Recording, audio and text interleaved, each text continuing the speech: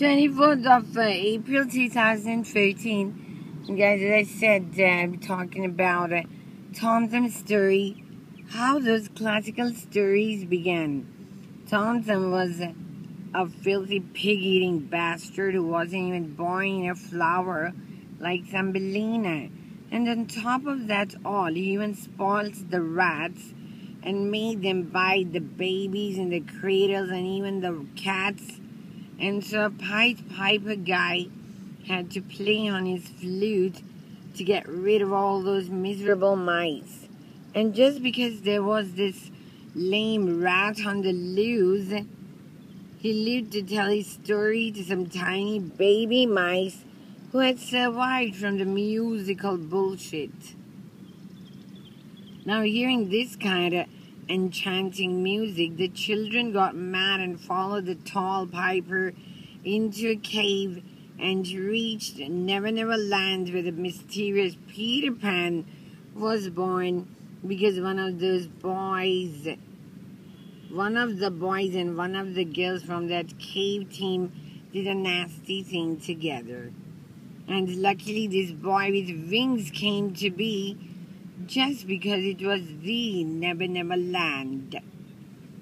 Then this Peter Pan sent his little funny rabbits and birds to take care of Cinderella's problems, who was most annoyingly being filthied out by that wickedest, cruelest stepmother, who in the first place was already spoiling Cinderella's entire beautiful young life. If that old witch didn't exist in Snow White's story, even then the things could have been much, much better and nicer. But then again, who the hell would get to know the white-skinned bitch if she wasn't tortured by an evil-minded so-called mother of that slaving mirror? And how stupid that ridiculous mirror was, who could have banished the wickedness of an unfaithful queen, but didn't really do that, because the old hag could have thrown it out of the supposedly window, and it could have shattered to millions of brightest glass pieces. Not only that, even the brother swans could have been hurt by those broken pieces if they were to pass by that way.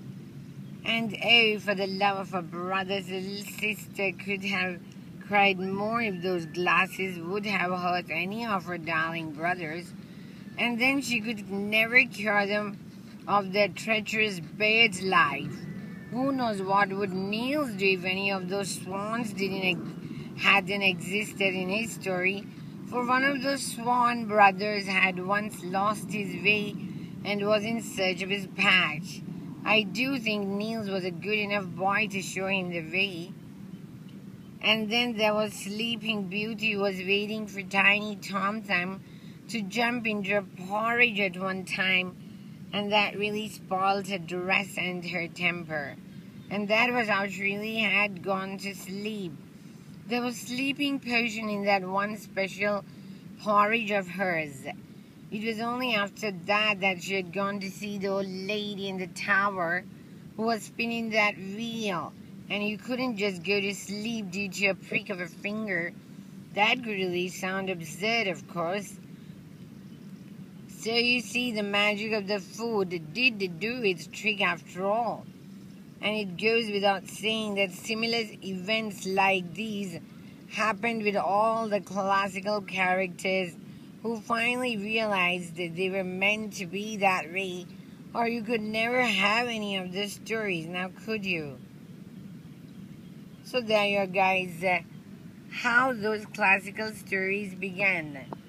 So I hope you enjoyed. I brought you live once more from Dubai by Sunnyside. So 24th of April 2014, have an awesome day. Bye-bye.